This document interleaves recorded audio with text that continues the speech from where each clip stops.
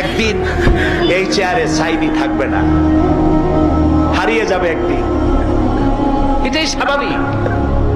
মাওলানা শামসুদ্দিন থাকবে না, সাইদি থাকবে না। প্রিয় ভাই সব, আল্লাহর কসম,